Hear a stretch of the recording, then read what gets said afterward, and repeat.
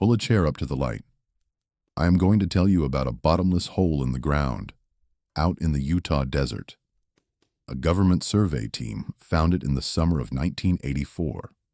They sealed it. They classified what they learned. And they told the family of the man we left down there that he had died in a fall. Before I begin, I would like to know where you are listening from tonight. Put it down in the comments. The town, the state, the dark outside your window. It steadies an old man to know there are people out there, listening. While I finally say a thing I signed a paper promising never to say. I broke that paper to tell you this. I want you to understand that. When the United States Geological Survey closes a file and stamps it, and sits you down and explains in a quiet office, what will happen to a man who talks? You do not talk. I did not talk for 40 years, but I am old now, past the reach of any of it.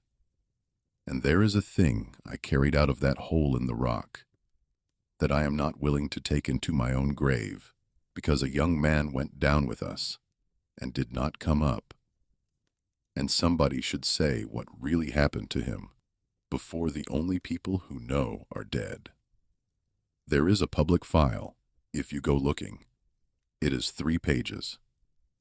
It says that in August of 1984, a geological survey field team conducting a routine karst and groundwater study in a remote district of Canyonlands National Park documented a minor subsurface fissure, that the feature was determined to pose a safety hazard to the public, and that it was sealed by the Park Service in cooperation with the survey. It lists 1 fatality, a field assistant, cause of death recorded as a fall during the survey. It is signed by a project supervisor named Raymond Halpern. Every fact in those 3 pages is arranged to be true and to mean nothing. And the most important word in the whole document is the word minor. And I am going to spend the next hour telling you why that word is a lie. My name is Calvin Ressler. In 1984, I was a field technician for the survey, 30 years old, good with instruments and rope, glad to have steady government work that put me out in country I loved. The country was Canyonlands, in the southeast corner of Utah, and if you have never been, I cannot really make you feel it. It is red rock, cut by the Green River and the Colorado into 1,000 square miles of canyon and mesa and standing stone. And the part we were working, the part they call the maze, is the most remote and broken ground in the lower states. The Park Service tells you flat out that if you go into the maze, you should be prepared to save yourself, because no one is coming. It takes a day of bad road just to reach the edge of it. We were further in than the road went. I should tell you why the survey was out there at all, because it is not as strange as it sounds. That whole country had been crawled over 30 years before, in the 1950s, by the uranium men. The Atomic Energy Commission had paid a bounty for uranium ore, and half the desperate men in the West had gone into those canyons with a Geiger counter and a Jeep, and they had punched prospect holes and scratched roads into places no sane person would otherwise go. By 1984, most of them were gone or old, and the survey was doing what the survey does, going back over old ground with better instruments, mapping the groundwater and the fractures in the rock, tidying up the record. Routine. That is the word they used. Routine. There was an old man who knew that ground better than our maps did, and his name was Tilly, and he had been one of the uranium men in his youth, and he had stayed on in a trailer outside Hanksville, the way some of them did, unable to leave the country that had ruined and held them. Leonard Stahl, the senior geologist running our survey, was smart enough to go and talk to the old prospectors before we went in, and Tilly is the one who told us about the hole. He did not call it a fissure. He called it the breathing hole. And he did not smile when he said it. He told us that back in the boom, the old hands had known about a crack in the rock down in a certain blind canyon in the maze, and that it was a good crack, the kind that should have led to ore, and that no uranium man in that whole country would lower himself into it or even camp near it. He said you could hold a match at the mouth of it, and the flame would lean the wrong way because the hole breathed out a slow, cool breath coming up from below when every other cave in that desert breathes in. He said the old Mexican hands had a name for it he would not repeat, and that his own partner had once dropped a heavy nut down it on a string to sound it the way you do, and had let out the whole string, hundreds of feet of it, and never felt the nut touch. And then Ferrantilli looked at Leonard Stahl across that trailer, and he said, "The one thing I have never been able to put down." He said, "You boys leave that one alone. A hole that deep is not a hole, and you do not drop a stone to hear it land, because the listening is how it learns you are there." Leonard thanked him for his time and wrote, "Breathing hole, possible deep karst feature" in his field book, in his neat hand, and underlined it, because to a geologist, a crack that breathes cool air and has no measured bottom is not a warning. It is the most interesting thing he has heard all year. And so, on a bright hot morning in the second week of August 1984, the five of us drove as far as the road would take us, and then walked the rest of the way into the maze, carrying rope and lights and instruments to go and find the bottom of a hole that an old man had begged us to leave alone. Let me tell you who walked into the maze that morning, because 3 of them are gone now, and the 4th will not speak of it, and I am the only one left who will put their names to what happened. There were 5 of us. Leonard Stahl led it. He was the senior geologist, maybe 45 then, a careful, brilliant man who had given his whole life to the rock and had the quiet pride of someone who had never yet found a problem in the earth he could not eventually solve. There was me, Cal Ressler, the instrument and rope man.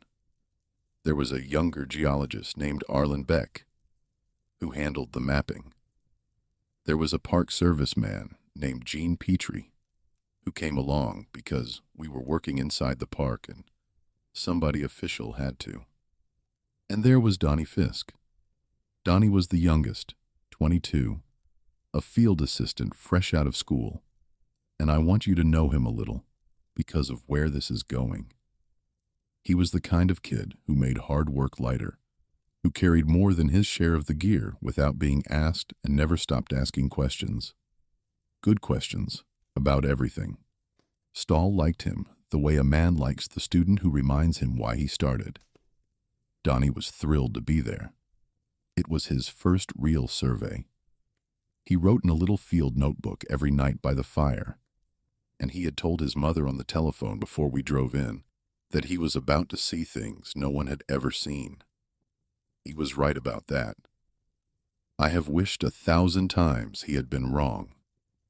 It took us most of a day to reach the place Ferrantilli had described, a blind-side canyon deep in the maze that did not connect to anything, and that you would have no reason ever to enter.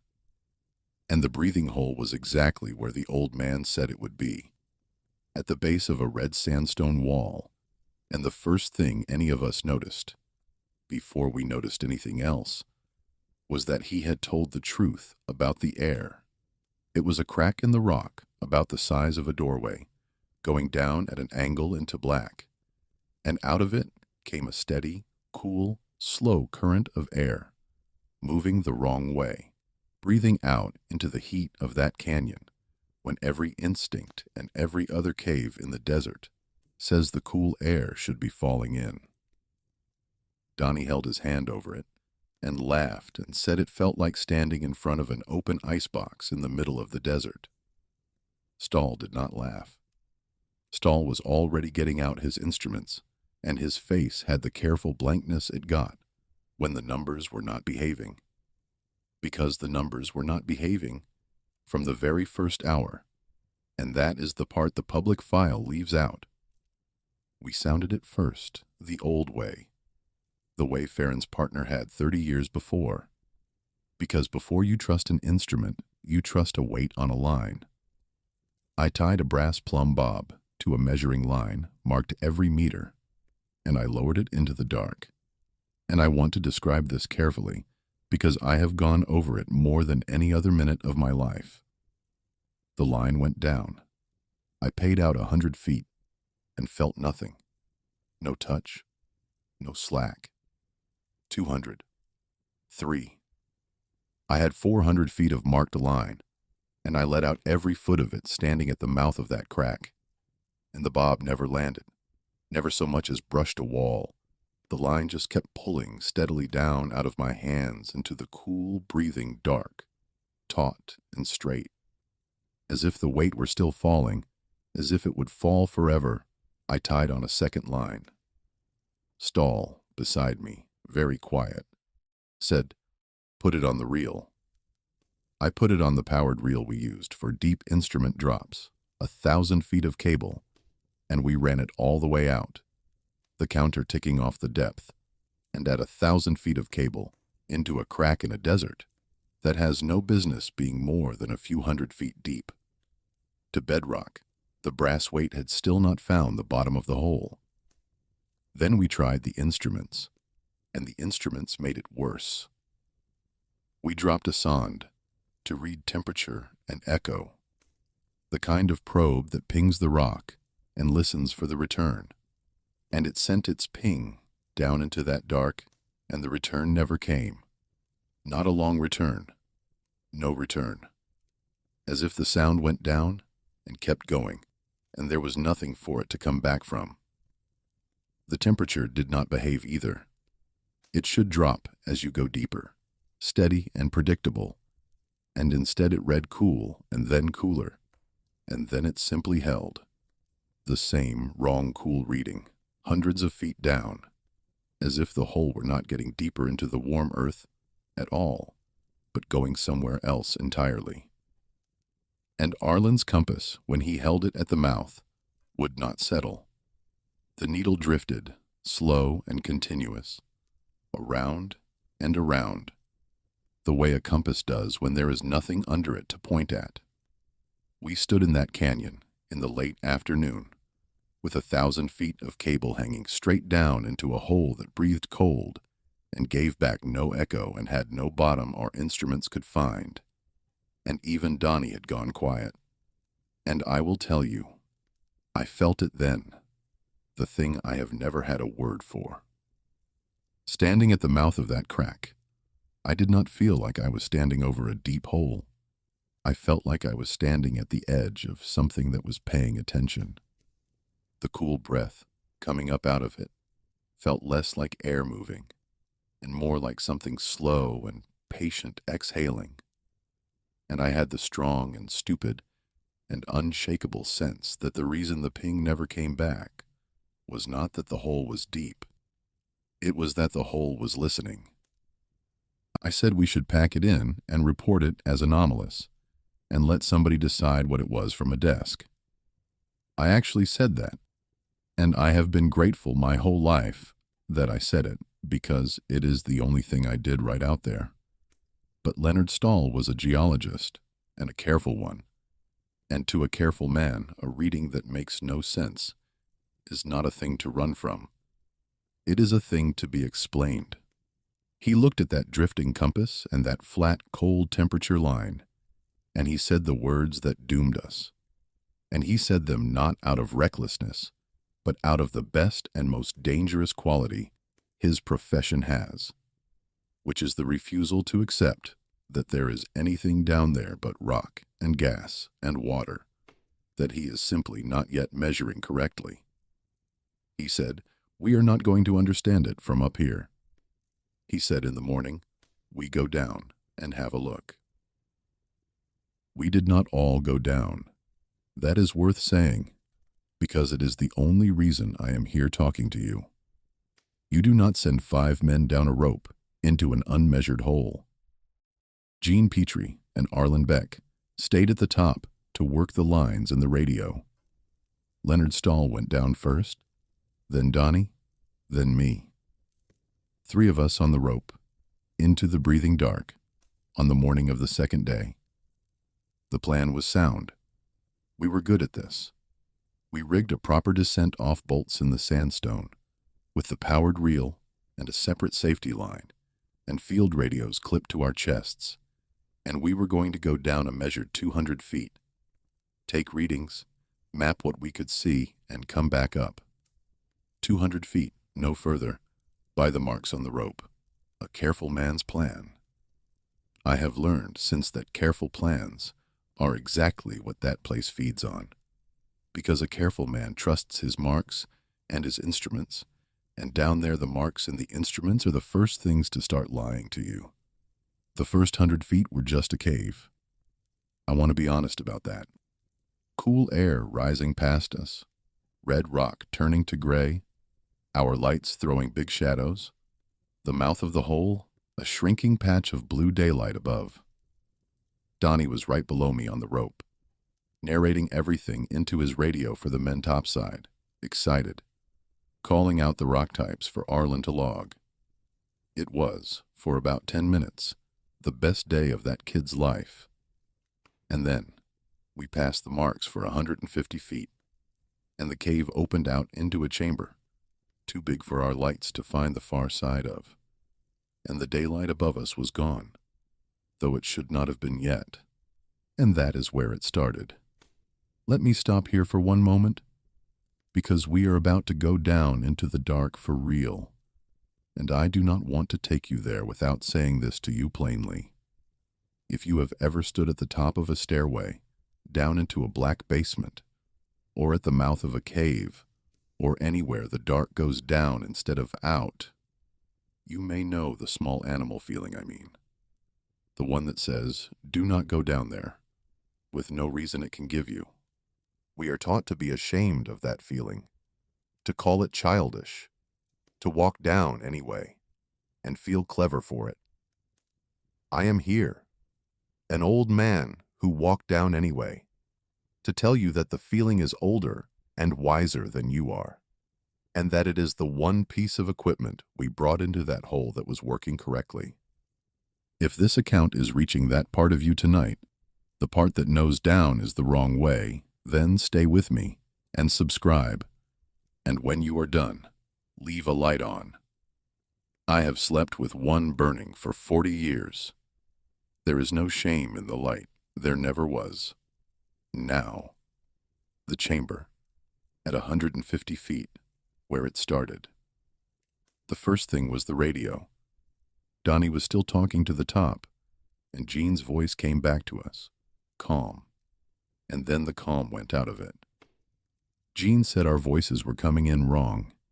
He said there was a delay, a long one, growing, like we were getting further away, much faster than the rope said we were going down. Stahl checked the reel counter. It read 170 feet of cable out. Gene, on the radio, said the powered reel topside had paid out over 600. The same cable, the same drop. The counter at the top and the counter at the bottom of the same line, reading 3 times apart and getting worse while we listened. Stahl said it was a fault in the gear. His voice when he said it was not a geologist's voice anymore. The second thing was the air and the dark. The cool breath was stronger down in that chamber, steady, coming up out of a further blackness past the edge of our lights, and our lights were not reaching the way they should. We had good lamps. They should have thrown a beam across any chamber that hole could hold. Instead, the light went out a certain distance and simply stopped, ended, the way a flashlight beam ends in deep fog, except the air was clear. The dark down there was not the ordinary absence of light. It had an edge to it, a distance it would let your light reach, and not 1 foot further. And past that edge, the cool, slow breath came up out of something our lamps were not permitted to show us. And the third thing, the thing that broke the day, was Donnie. He had stopped narrating. He was below me, and Stahl was below him, and Donnie had gone still on the rope. His light pointed down past Stahl into the dark, and when I asked him what was wrong, he said, in a small voice, a kid's voice, he said, "Who is that down there with Leonard?" And I pointed my light down, and there was Leonard Stahl on the rope, 20 feet below, alone, just Leonard. And I told Donnie so, and Donnie said, no, below him, standing at the bottom, looking up at us. And Stahl, who could hear us, aimed his own light down between his boots into the dark that would not let it through, and called up to us in a flat, hard voice that there was nothing down there, that the bottom was further than the light would reach, that there was no bottom yet at all. And Donnie started to climb, not up, down, past Stahl, fast, toward the thing only he could see, paying out his own safety line with his hands, and we were both yelling at him. And the radio was a wall of Gene's delayed voice asking what was happening. What was happening? And Donnie Fisk went down past Leonard Stahl into the dark that ate the light, toward someone he was certain was waiting at a bottom that our every instrument swore was not there. I have had 40 years to decide what happened in the next part, and the honest answer is that I do not fully know, because down there the things that let you know one moment from the next had stopped working. I will give you what I am sure of, and I will tell you where the sureness ends. Donnie went down past Stahl, fast, and Stahl did the bravest thing I ever saw a man do, which was to let go of his own careful descent and go after the kid. He paid out line and went down into that dark after Donnie, calling his name, and I went after Stahl, and for some length of time, I cannot tell you how long, the three of us were strung out down that rope, going deeper into a chamber that our instruments said had no bottom, chasing a boy who was chasing something none of the rest of us could see. Here is where the sureness goes. By my watch, we were below the 150-foot mark for about 20 minutes. By the rope, we went down perhaps another 80 feet. But that is not what it felt like, and it is not what the men at the top measured, and it is not what my body remembers. It felt like hours. The powered reel topside, Gene told me later, his voice shaking, paid out cable the whole time at a rate that made no sense, as if we were descending far faster and far further than any of us were moving, until it neared the end of its drum, 1,000 feet, 1,200. We never felt ourselves go that deep. We climbed down 80 feet of rope, and the earth fed us 1,000 feet of distance and an afternoon of time, and somewhere in that wrongness I understood, the way you understand a thing in a dream, that the hole was not a depth at all.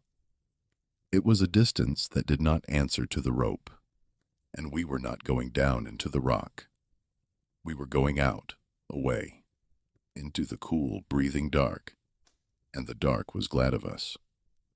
We did not reach Donnie. I have to say that plainly, because for years I let myself imagine versions where we almost did. We did not. His light got further below us, not closer, though he was climbing down a rope no longer than ours, and his voice on the radio got further away in that same wrong-growing way, until he was not answering words anymore, only saying over and over, calm now, not afraid at all, which was the worst of it. He is right here. He is right here. He wants me to come down. And then even that thinned out into the cool air and was gone. And his light, far below, winked out, not like a lamp switched off, but like a star going down past a horizon, sinking past some edge of the dark that we were not permitted to follow across. And then Leonard Stahl, hanging on the rope below me in a silence with no bottom to it, made the only choice that kept the two of us alive. He stopped. He had gone down into that place to save a boy he loved like a son, and he reached the absolute end of what a man can do. The place past which going on does not save anyone and only feeds the dark a second man, and he made himself stop. He turned his light up to me, and his face was already changed, already had the thing in it that never left it again, and he said one word, "Up."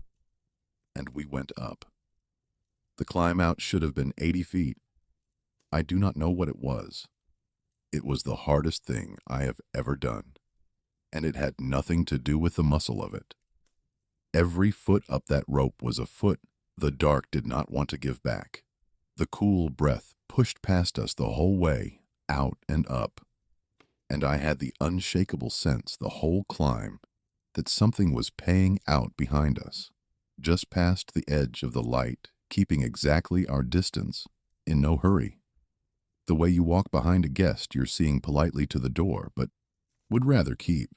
The real topside, Jean said, took in cable for the better part of an hour, far more than it had any business taking, while Stahl and I climbed 80 feet of marked rope, and the patch of blue daylight that should have been right above us the whole time did not appear, and did not appear, until all at once it did, small and impossibly far, and then suddenly close.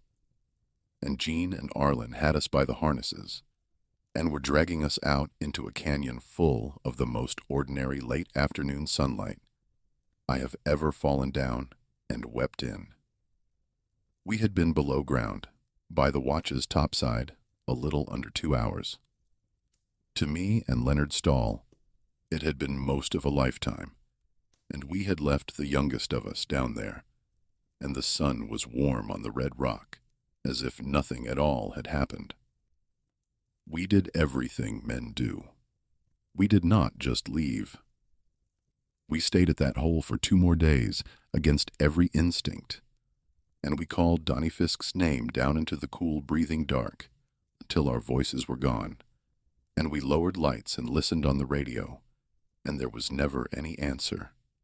Not a sound, not an echo, nothing but that patient, cool breath coming up out of a hole that gave back exactly as much as it ever gave back, which was nothing. We could not go down again. I want you to understand that we tried to make ourselves, and we could not, because we both knew, the animal in us knew, that the hole had given back the 2 men it was willing to give back, and that a third trip down was not a rescue. It was just a delivery. On the 3rd day, Leonard Stahl, who had not really spoken since we came up, got on the radio to headquarters and reported that we had lost a man in a deep vertical feature and could not recover him.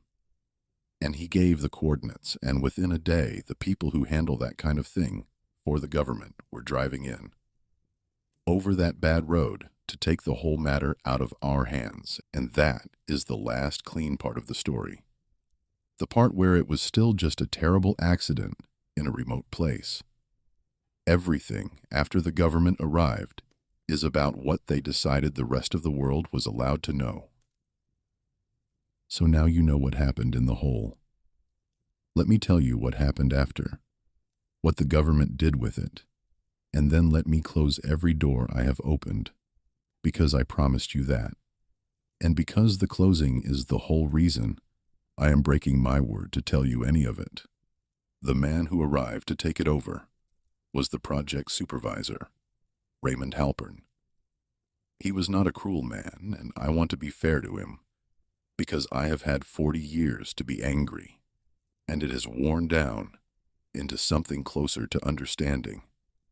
Halpern came in, and he read our field logs, and he looked at the sounding record, 1,000 and more feet of cable into a hole that should have bottomed at 200, and the temperature line that went cold and stayed cold, and the sonar that never returned, and the 2 real counters that disagreed by a factor of 6 on the same cable. He interviewed each of us alone. He listened to me, described the dark that stopped the light and the boy climbing down toward someone who was not there. He listened to Leonard Stahl, who by then could barely assemble a sentence. And Raymond Halpern did the thing that a reasonable man in a position of responsibility does when he is handed data that cannot be true, and a dead young man, and no way on earth to explain either one. He made it go away. They sealed the hole. They did not just fence it. A crew came in with a drill and charges, and they brought down hundreds of tons of that red sandstone wall into the mouth of the breathing hole, and then they capped what was left with concrete, and they did it fast, faster than safety alone could explain. And when they were done, there was no crack in the rock at the base of that wall.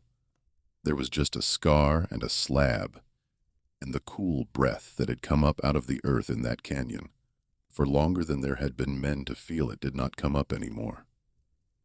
And then the paper followed the concrete. The real field logs, the sounding data, the radio recordings, Donnie's recovered gear, all of it went into a classified file.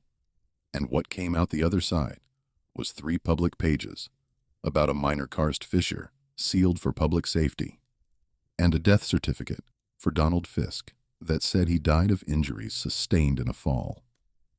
A fall. I have to tell you about that word, because it is the cruelest thing in this whole account, crueler than the whole. They told Donnie's mother, the woman he had called to say he was about to see things no one had ever seen, that her son had slipped on a rope and fallen to his death at the bottom of a cave, and that his body could not be safely recovered, and that he had not suffered. A clean story. A grief a person can hold. And it is a lie, and not the small kind. Because I was on that rope, and I am telling you there was no bottom for Donnie Fisk to fall to. The whole horror of that place. The thing the instruments were screaming, and the thing I have carried for 40 years, is that the hole has no bottom. We sounded it with 1,000 feet of cable, and the weight never landed. A man who goes down into a thing with no bottom does not fall and stop. There is nothing for him to hit, and the cold arithmetic that has kept me awake more nights than I will admit is simple, and it has no answer. How far does a man fall before he reaches the bottom of a hole that has no bottom? There is no number. There has never been a number. Donnie did not fall to his death. Donnie went down, and down is a place there, not a direction. And the earth that breathed cold and would not give back an echo took him into itself the way it took the sound and the light, and it did not let him land, because landing would have been an end. And that hole does not deal in ends. Let me close the rest, so you are not left with loose threads, because they are the only mercy I can offer. Leonard Stahl never worked another day in the field. The careful man, who believed there was nothing under the world but rock he had not yet measured correctly, had been shown the one reading he could not explain, and it broke the thing in him that needed the world to make sense. He took a desk, and then he took an early retirement, and he died in 1991, too young, of nothing the doctors could name, which is to say of the weight of it. Jean Petrie and Arlen Beck, who only ever stood at the top and worked the lines, signed the same papers I signed and kept the same silence. And the last I knew, they were living quiet, ordinary lives, which is what the top of the rope buys you. Raymond Halpern protected his project and his people the only way the system gave him, by making the truth disappear, and he retired with his record clean, and I do not think he slept any better than the rest of us.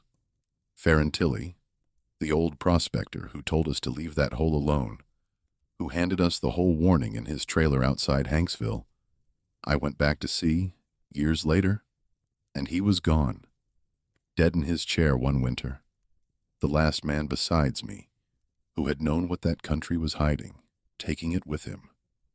And the hole itself is still out there, in a blind canyon in the maze, under hundreds of tons of rock and a slab of government concrete, sealed, classified, sleeping, breathing through whatever cracks it can still find, patient the way only a thing with no bottom can afford to be. And that is everything I know. And here at the end is the one thing I need you to take from an old man who broke his word to give it to you. The earth is full of holes that people have learned to walk around. A shaft the old miners flagged and left. A cave the locals will show you the way to, but will not go into. A crack in the rock that breathes cool air the wrong way on a hot day. We are a curious kind, and curiosity is mostly a good thing. It is the best thing we have. It is what sent 5 of us into the maze with rope and lights and instruments. But I am asking you to learn the thing it cost Donnie Fisk to teach me. If you ever come on a deep place in the earth that the old-timers walked around, and you feel that small old animal pull to find out how deep it goes, do not drop a stone into it to hear it land. Do not sound it. Do not call down into it to hear your echo come back. Because some holes are not holes, and they do not give an echo back, and they do not give a stone back. And the listening, the careful patient, listening for the sound that never comes, is exactly how the thing at the bottom that is not a bottom learns that you are up there, and that you are curious, and that you can be made to come down. Before you go back to your lit rooms, do one thing for me.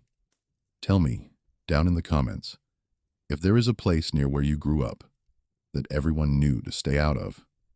A mine, a cave, a quarry, a hole in the woods that no one could ever quite tell you the real reason to avoid. I read everyone. Some of them, I think, are just old fear and good. And one of them, someday, is going to be the next thing I should have left alone. And tonight, when you put out the lamps, if you live anywhere near the deep country, and you lie there in the dark and feel, just at the edge of hearing, something slow and cool and patient that seems to be breathing out of the floor of the world, do not get up to find the source of it.